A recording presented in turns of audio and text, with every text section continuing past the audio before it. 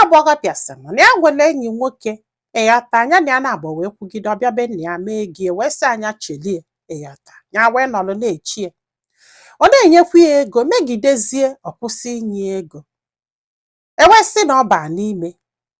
ya na o melu nnekwu ihe a ga-eji wee magolu ụdị ihe anwa na ọ ma mpụtazi sọkwa na ihe a wutebi ewutesi na ya gbara ife a ga-eme o ya muvukwezie on ka muvulu on afọ nwetakwa another person ya na ya na-abụ na-akwụ so the guy wee bịakwa wee mekwa gị again ịghọta na ka a na-agwa anyị ihe a kịta anụnwa na ya na the guy bio mana fe biro together na the guy nọ Lagos na-agba mbọ wee sị anya ka nọlụ n'ụlọ ọ bụrụ na ya nwetazie room ya nweta ụlọ ebe efe a ga-ebi ka o gbogote bịa join anya maka na ụmụ nwoke ndị ọzọ bi ịgbagolo onye aka setụchara esetụ na ọ na-eme ọfụma ahụ kama na ịgbagonu ọ na-asị anya nwee ndidi na ya chọọ ka ya kwudosie n'ala ike before ha wee biri mụba nwa so na aka nọ ndịda na-eche ọsị m mana ebe nsogbu nọzi wee donya ji wee chọọ ka ya wepụta ihe ebe a bụ na enyi nwoke afọ nke afọ a sị na a ga-eme ihe a na ọma nnatazi na ọgabago even na ndị be ha sị na ọgabago everybody che na nke ya agago ịghọtago like everybody move go on maka na ihe a na-agwa anyị ha na ihe anụnwa melo 8 years ago afọ ịghọtago si m ọkwana ya from nowhere wee kpọọ ya na phone o wee bụ na ọ pụtago na emechaziri investigation ọ bụ na ọ bụrụzi nke iwepụ ndị aka ọ nọ na ya afọ ịghọtago na ọ pụtago wee si ya chọọ ka ya mee 1 or 2 ka ego dị ya n'aka ka ya wee bataba ọsị m nne ya wee kọbalị ya wee sị ya na ya anụgokwe dị ọzọ o na ya anụgo dị ọzọ andịda nne ka o si wee dụ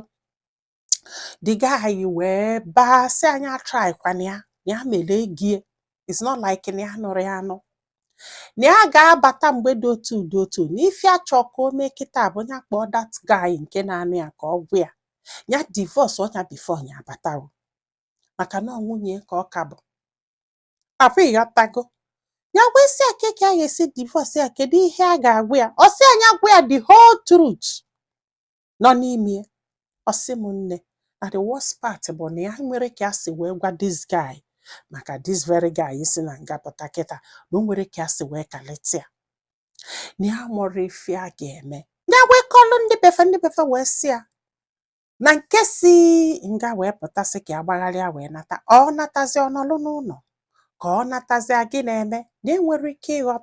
ịghọtago onye ajụọ the guy si ya kedu ihe ọ na-ajụrụ ya ọkọ wee malụ ma ọ ya anọ ka ọ ya hapụ na ya agwa gị na ya melee gị na ọ bụ na o divorce this recent guy na-anị ya na ya nata na nsogbu ga-adọkwalụ faụ afọ ịghọtago na ya gbanwe mana ihe a niile a na-akọ bụ gịnị just ka a na-akọ na onye bọọlụ dị na ngadi abụ nyanwa ma ọ bụ na unu chee ya ọfụma kịta yes ọsị m nne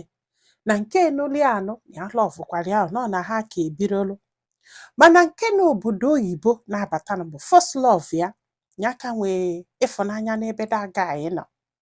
na ya tọrọ atọ na ya mara ife a ga-eme ịghọta na ya kwesịrị ipik mana ọ bụrụ na unu n'anya kịta ọ bụrụ na nke obodo oyibo bata na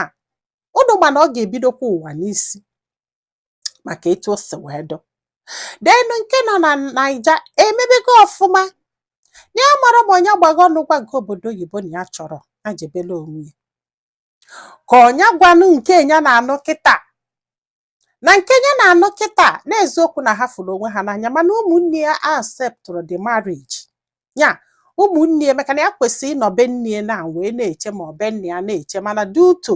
ihe ya chọrọzi ịkọbala anyị ịghọta mere ya ji wee ka nọlụbe nne ya wee na-eche na parents ya na ụmụnne ya sọpọtụrụ the marriage mana the other guy na parents ya na ụmụnne ya sọpọtụ na ha dị wee bee akwa na ha dị wee mee everything gbasara this guy mgbe a sị na ọ ba n'ime na ọ ma mpụtazi na ha dịkwa wee lie gị mgbe ọ na-akpata ego na this guy takwara ya afụfụ maka na mgbe o jere obodo oyibo kpataba ego na ifu ka o si enye ego na ifu na the guy afụka ya n'anya ya wee sị ka agbala ife ndị mmadụ lụ so nwanne m kedu ife ịlụ kedu ife ọdụgụ ka this girl mee ọnya jekwubenu the first husband mere ego which bụ nke obodo oyibo. Hey, ka onye nọlụ na the recent marriage ọ nọ na ya kịta bụ nke Naija na-eme ọfụma. Nwoke a ka amakwa ihe a niile o. Nwoke a ka amara na so onye manụwu nke obodo oyibo ma ala all distance na papa ịghọtago. Heo, ike gwụrụ. Ndị mmadụ gwara ya sị adatị na ọjụgodu nke obodo oyibo na bụrụ fault ya because everybody che na ọ nabago. Asị m na ka this guy kpọsị na ya dụ ndụ na ama mmezie nke nwa na ama mmezie nke nwa na everybody docha happy na-agba egwu na-eme nka na-eme nkọsị m nne mana ya nwere ife a ga-eme ma onye nọlụche ịkwanụ this guy na ya ka amakwa mgbe ọ ga-abata maka na ya jụrụ ya ọsị nọ it depends etu a si wee nweta ego na ya ma mgba aka wee bata ịmagono ka ndị be anyị si eme ya ma mgba aka wee bata afọ ịghọtago. Chai, ike gwụkwalụ ike gwụrụ. Ọsị m na ụmụnne ya fụrụ ya n'anya afa bịa na-ayọ mama mia sị ya biko na hapụ that man nọọsụ ego ka eme. Ndị be anyị daalụdụ ka ọ dị n'ụbọchị ọzọ.